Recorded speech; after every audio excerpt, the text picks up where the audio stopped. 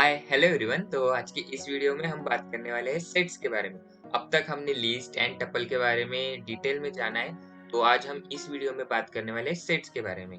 हम सभी ने तो अपने स्कूल में तो मैथ सब्जेक्ट में सेट को जाना ही है सबने, मतलब सेट को पढ़ा ही है सबने, जिसमें हम सेट का यूज करते थे कुछ मैथमेटिकल ऑपरेशंस परफॉर्म करने के लिए, जैसे कि intersection, union and difference between two sets, और जिसमें कि यूनिवर्सल सेट्स रहते थे, सबसेट्स रहते थे।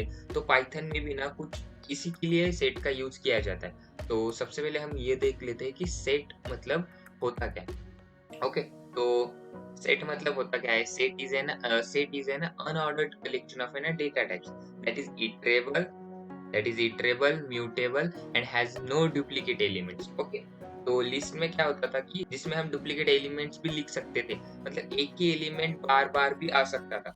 लेकिन सेट में ऐसा नहीं है, सेट में एक एलिमेंट एक ही बार आएगा। ओके, और ये unordered collection of data types है। मतलब हमने अब तक लिस्ट और टपल देखा जिसमें हम सीक्वेंस में स्टोर करते थे। इसमें सीक्वेंस में नहीं रहते वैल्यूज, वो अनऑर्डर्ड फॉर्म में रहते हैं। और ये इटरेबल भी है एंड ये म्यूटेबल भी है। म्यूटेबल का मतलब जैसे कि लिस्ट म्यूटेबल है, लेकिन टपल इम्यूटेबल है। तो म्यूटेबल का मतलब हम सेट को चेंज कर सकते हैं एक बार डिक्लेयर करने के बाद। तो उसमें हम कुछ एलिमेंट्स ऐड भी कर सकते हैं और रिमूव भी कर सकते हैं। ओके, एंड और एक इम्पोर्टेंट बात कि सेट में ना इंडेक्सिंग भी अलाउ नहीं होती। कि मैंने कहा कि ये अनऑर्डर्ड है, मतलब ये सीक्वेंस में वैल्यू स्टोर ही नहीं करता, तो इंडेक्सिंग का हम यहाँ पे यूज ही नहीं कर सकते। तो इसलिए सेट में इंडेक्सिंग अलाउ ही नहीं की है। तो इसकी वजह से ना हम वैल्यूज को ओवरराइड भी नहीं कर सकते, जैसे कि हम लिस्ट में करते थे। तो अब सबसे पहले देखते हैं सेट का सिंटैक्स। तो सेट का सिंटैक्स सिंपल है। सेट को हम दो तरह क्रिएट कर सकते हैं। एक तो हम सेट को क्रिएट करने के लिए कर्ली ब्रेसेस का यूज कर सकते हैं, जिसमें वेरिएबल नेम, कर्ली ब्रेसेस और उसमें वैल्यूज। अगर उसमें एक या उससे ज्यादा वैल्यू होगी ना, तो तभी वो एज अ सेट होगा। मतलब अगर हम कर्ली ब्रेसेस का यूज करके अगर एक भी वैल्यू उसमें नहीं रखेंगे, तो वो एज अ डिक्शनरी ट्रीट किया जाएगा। ओके, तो डिक्शनरी क्या है ये हम नेक्स्ट वीडियो में देखने वाले हैं। तो तब तक इतना ध्यान में रखो कि अगर कर्ली ब्रेसेस का यूज करके हमने उसमें कौन सी भी एक भी वैल्यू नहीं रखी, तो वो एज अ डिक्शनरी ट्रीट किया जाएगा, और एक भी वैल्यू होगी तो एज अ सेट ही ट्रीट किया जाएगा। ओके, तो और जो सेकंड ऑप्शन है, मतलब हम जो second way to create a set, उसमें हम क्या कर सकते हैं, सेट फंक्शन, जो सेट बिल्ट इन फंक्शन है ना, उसका यूज करके सेट क्रिएट कर सकते हैं। Simple variable name and set function का यूज कर सकते हैं, जिसमें हम कौन सी भी वैल्यू रखेंगे तो वो एज अ सेट की वैल्यू होगी। आई होप आपको सेट क्या है ये समझ में आ गया होगा। तो अब हम उसमें कुछ ऑपरेशंस परफॉर्म करेंगे। ओके, तो सबसे पहले ये देखते हैं कि सेट को क्रिएट कैसे किया जाता है। ओके, हम दोनों वे भी देखेंगे। जो दो वेज मैंने बताए टू क्रिएट अ सेट, वो दोनों वेज देखेंगे। तो सबसे पहले हम यूज करते हैं जो सेट का बिल्ट इन फंक्शन है, वो यूज करते हैं। ओके, तो सेट वन वेरिएबल, इसमें built in function set. Okay, तो सेट में सपोज हम वैल्यूज, तो ये सेट हम एम्प्टी सेट रखेंगे। ओके, तो सबसे पहले हमने इसका टाइप प्रिंट करते हैं। ओके, टाइप फंक्शन का यूज करके हम इसका टाइप प्रिंट करके देखते हैं कि ये कौन से टाइप का है।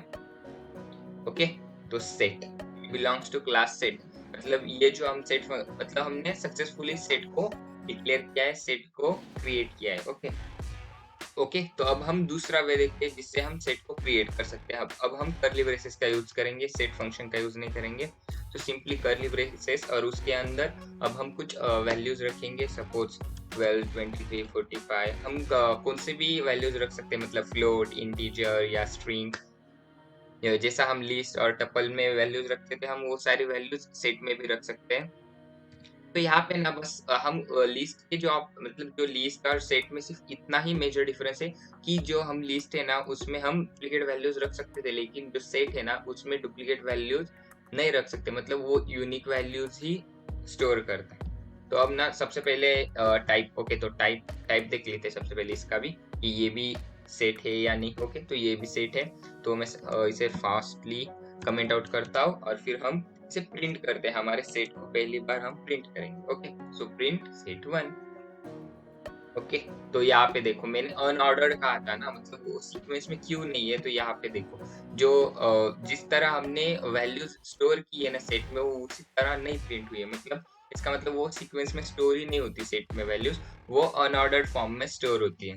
ओके, तो 13, 40, 45.67, 23, 12 और 40। ओके, तो मैं इसमें ना, जैसे मैंने कहा कि ये डुप्लीकेट वैल्यूज को भी अलाउ नहीं करता, तो हम यहाँ पे 12 12 दो बार, मतलब टोटल 3 बार 12 12 है, तो मैं इसे प्रिंट करता हूँ। ओके, लेकिन यहाँ पे तो एक ही बार आया 12, तो यही ना, तो ये डुप्लीकेट वैल्यूज को, तो डुप्लीकेट वैल्यूज को रखता ही नहीं, मतलब it only allows the unique values. तो अब हम ना हमारे जो सेट 1 है ना, उसकी कुछ वैल्यूज को तो इंडेक्सिंग के थ्रू उसे ओवरराइड कर सकते हैं या नहीं, वो ट्राई करते हैं। तो सपोज सेट 1 जो 1 इंडेक्स पे है, मैं उसे 23 की जगह सपोज मुझे 44 चाहिए, क्या ये हम कर सकते हैं या नहीं, वो देखते हैं। Okay, so set object does not support item assignment, तो हम इसमें ना वैल्यूज ओवरराइट नहीं कर सकते या फिर रिप्लेस नहीं कर सकते, क्योंकि इसमें इंडेक्सिंग ही अलाउ नहीं है। इंडेक्सिंग क्यों अलाउ नहीं है? क्योंकि इसमें unordered collection of data items है। तो अब ना सबसे पहले हम कुछ जो फंक्शन है सेट के ना, वो यूज करते हैं। ओके, तो सबसे पहले अब मैं यहाँ पे ऐड फंक्शन का यूज करता हूँ, जिससे हम कुछ वैल्यूज ऐड कर सकते हैं हमारे सेट में, और जो ऑलरेडी सेट हमने क्रिएट किया है उसमें कुछ वैल्यूज ऐड कर सकते हैं। उसके लिए हमारे पास है ऐड फंक्शन। ओके, सो 56 मैं फिर से इसे प्रिंट कर देता हूँ, 1। ओके, सो यहाँ पे 56 ऐड हो गया। तो मैं अब ना तो ऐड फंक्शन को, ऐड फंक्शन से हम सिंपली ऐड कर सकते हैं। तो अब हम रिमूव, तो कुछ अगर हमें कुछ रिमूव करना है हमारे फंक्शन में, अगर हमें कुछ रिमूव करना है हमारे सेट में से, तो हम कैसे कर सकते हैं? तो ये भी इजी है, उसके लिए बस हमें रिमूव फंक्शन का यूज करना है, और क्या हमें रिमूव करना है, वो वैल्यू पास करनी है। सपोज मुझे 45 रिमूव करना है, सो 45, यहाँ से 45 रिमूव हो गया। ओके, तो इसके लिए ना हमारे पास डिस्कार्ड नाम का भी फंक्शन है, हम उसे भी यूज कर सकते हैं। ओके, तो हम रिमूव या डिस्कार्ड दोनों में से कोई भी यूज कर सकते हैं। और उसके बाद हमारे पास और भी फंक्शन है, जैसे कि अपडेट फंक्शन। तो अपडेट फंक्शन का यूज क्या होता है वो बताने से पहले मैं यहाँ पे लिस्ट क्रिएट करता हूँ।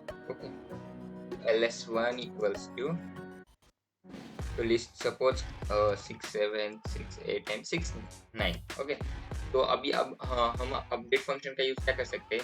सपोज set1 डॉट अपडेट, इसमें हम हमारी जो लिस्ट क्रिएट की है ना, वो पास करते हैं। तो सबसे पहले देखते हैं कि होता क्या है इससे। जो हमने लिस्ट क्रिएट की थी ना, वो जस्ट हम ना, वो जो हमारा ऑलरेडी क्रिएटेड जो सेट है ना, उसमें वो अपडेट कर दी, मतलब जो लिस्ट में वैल्यूज थी ना, वो हमने सेट में अपडेट कर दी। तो हम ना जैसा का किया है ना, तो उसी तरह हम टपल का भी यूज करके वैल्यूज अपडेट कर सकते हैं सेट में। ओके, तो वो भी करके देखते हैं। सो हम टपल, यहाँ पे टपल क्रिएट करते हैं,